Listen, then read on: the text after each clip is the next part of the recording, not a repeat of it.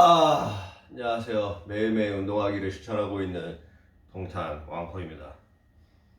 오늘은 쉬는 날이에요, 여러분. 드디어 연휴 마지막 날이죠, 오늘. 코로나 확진자는 47명이 나왔습니다. 트럼프는 어제 확진이 나고, 어제가 아니구나. 엊그저께였나?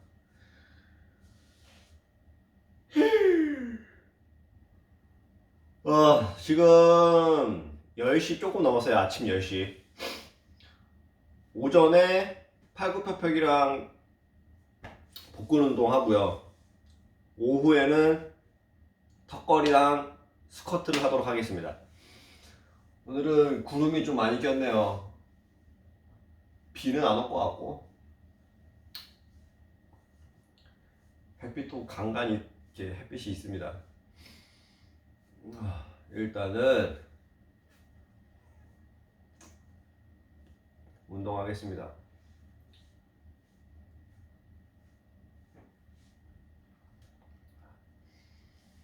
The nightmare scenario. So he looks good. I hope it stays that way. A little better than I feared, but it's kind of about what we see for all the patients in his risk category.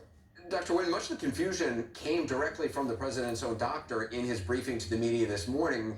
He was the only one taking questions from reporters. I found that interesting since he's the White House doctor. None of the actual specialists who are actually treating the president were taking questions. From a medical perspective, did how and what the doctor said about the president's condition make a lot of sense to you? Because, I mean, he certainly went out of his way.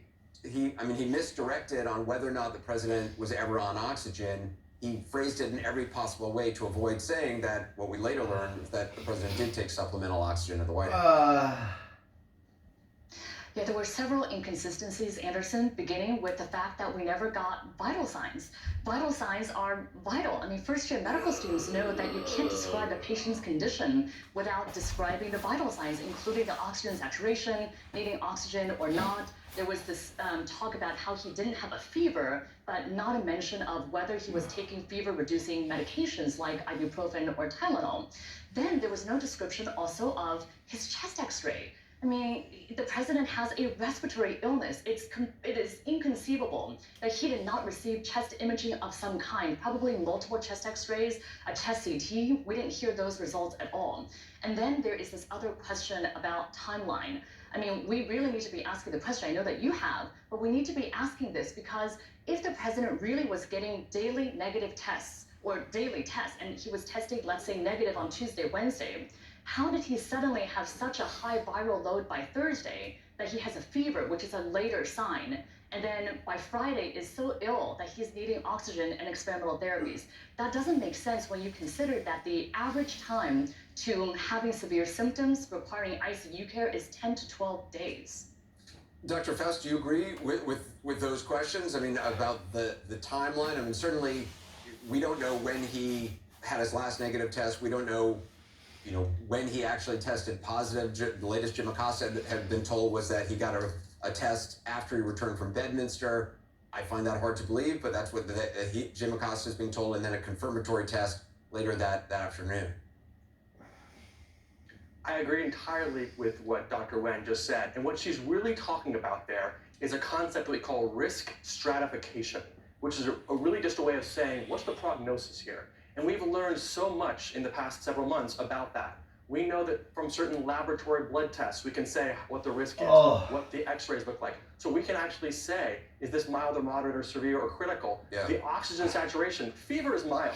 You can have a mild disease with fever, but if you actually have a low oxygen saturation, you're in a whole new risk bucket. The question of the timing is a real interesting one, because either he just got recently infected and had a huge viral load. Like you could have a little, like a grain of salt and have a mild illness, or you could have a dollop of sour cream and have a huge viral load and become sick quickly.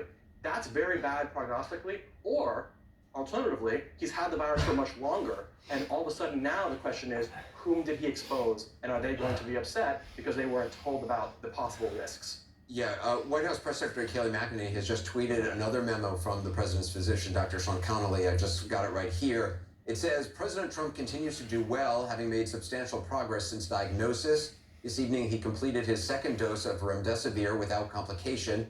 He remains fever-free and off supplemental oxygen. with a saturation level between 96 and 98% all day. He spent most of the afternoon conducting business and has been up and moving about the medical suite without difficulty. While not yet out of the woods, the team remains cautiously optimistic. The plan for tomorrow is to continue observation in between doses of remdesivir, closely monitoring his clinical status while fully supporting his conduct of presidential duties. Even as the, so, just want to make sure, so that was the end quote. So Dr. Faust, it's interesting, she says that he is off supplemental oxygen. So confirming that, in fact, he was at some point on supplemental oxygen, which we know at the White House because his own doctor refused to say he was on supplemental oxygen, but she's just, I guess, confirmed it by saying he's off supplemental oxygen. What do you make that saturation level between 96 and 98% all day, doesn't have a fever, although we know he had a fever at the White House, though the doctor wouldn't say how high. What do you make of the statement? So first of all, 96 to 98%, is that what you said? That's fine. It's a little lower than 98 to 100, which is perfect. But the more important thing is it's above 94%. So 94% is where we start to see real trouble. And we want to know, was he ever at that 94%? sorry. Because he had that. Right. Was he given oxygen because he needed it because of his numbers, or just for comfort? And if it's because he needed it, then he really has at some point been in the diagnostic category of at least moderate illness. And we know that the risk for those patients is really high and scary in patients of his risk category. So the press release sounds good. I like to hear that he's fever-free. Agree with Dr. Wen. Is that because it's being suppressed? We don't know. But it would just be so helpful to know all the details so that we could say to the American people, here's how worried you ought to be. Because right now it's cloudy weather, but I can't tell if it's about to be lightning or if the sun's about to come out. We could know that with more information and more transparency. Gloria, just from a,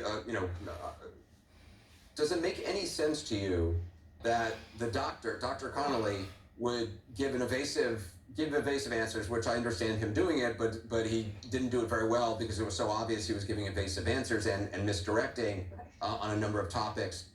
And then he says misstating the timeline, although, as Sanjay Gupta has pointed out, when he said 72 hours since the diagnosis, he was reading off a prepared statement, which was probably gone over. But just, does it make any sense to you that according to the New York Times and AP, Mark Meadows, the chief of staff, immediately after Connolly gave this briefing, contradicted and gave a much more dire portrait off the record to the pool reporters? Does that make any sense to you? I've been all day trying to figure out why that was done.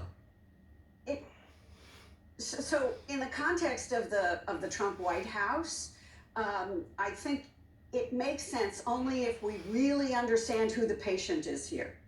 The patient is Donald Trump. Donald Trump believes that if you are sick, it is equated with weakness. Weakness is the worst thing that can ever happen to anybody. You'll hear him call his political opponents weak all the time. He doesn't want to look weak.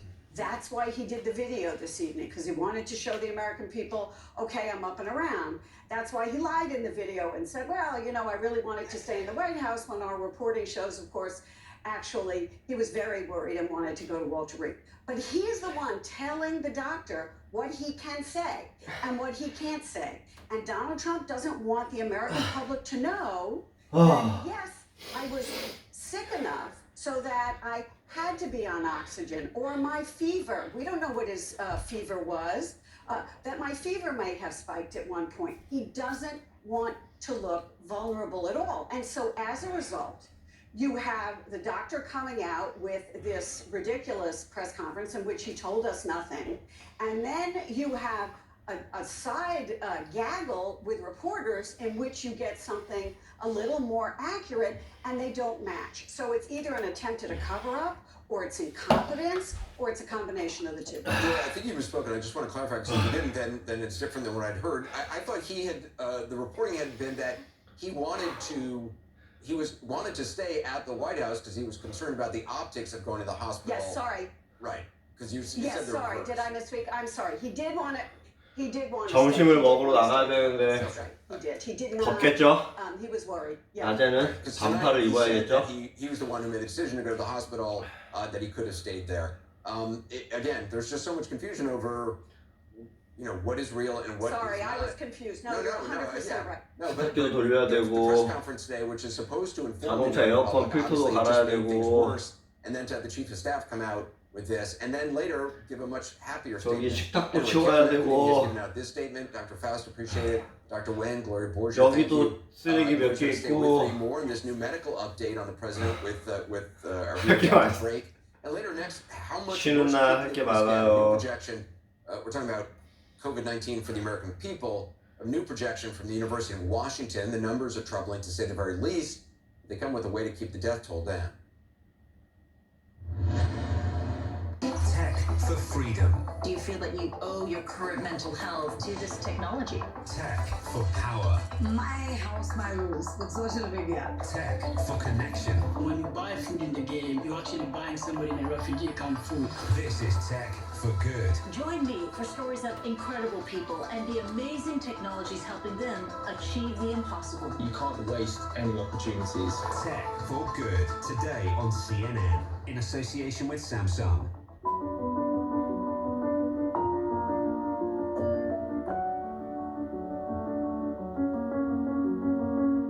A mask can say a lot about the person who wears it.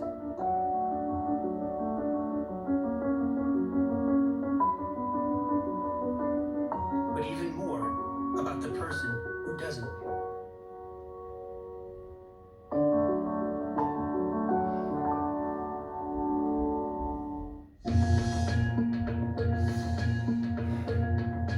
We didn't have technology like we do now. So the players today, the athletes today can communicate quickly and mobilize quickly. And that's what you see is daily. And I think it's fantastic. Black lives do matter. They've always mattered. And finally, people are listening. I just want the young people to be a part of it. I'm worried for them. I think they have a very heavy, they're really inheriting a heavy burden from us. I think we need to worry about climate change. I mean, there's a lot going on, but we still, as athletes, we need to use what we have available to us, our platform, to help make this world a better place. But it's going to be difficult. There's no question. But we got to step up. Champions adjust and really step up and lead. I want the Billie Jean King Cup to inspire the future generations. I'm Nick Watt in Los Angeles, and this is CNN.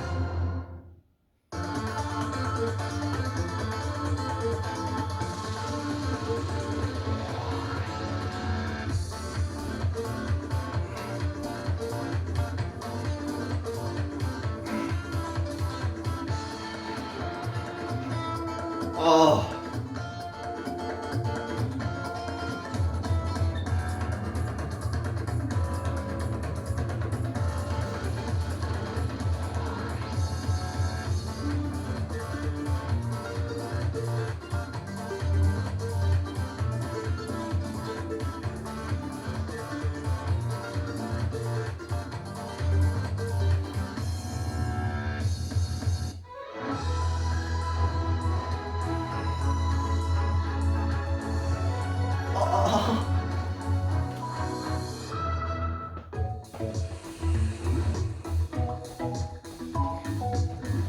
When you travel the world, make sure the world travels with you. Check in, log on, and get connected with all of the latest developments at your fingertips. CNN Partner Hotels. Connected to your world. 뭐?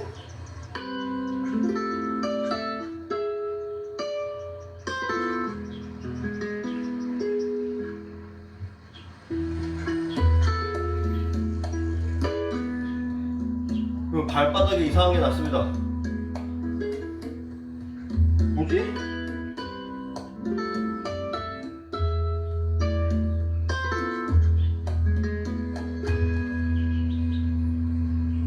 This is CNN. More people get their news 이게 from 뭐죠? CNN than any other news source. 아씨, 병원 가봐야 되나?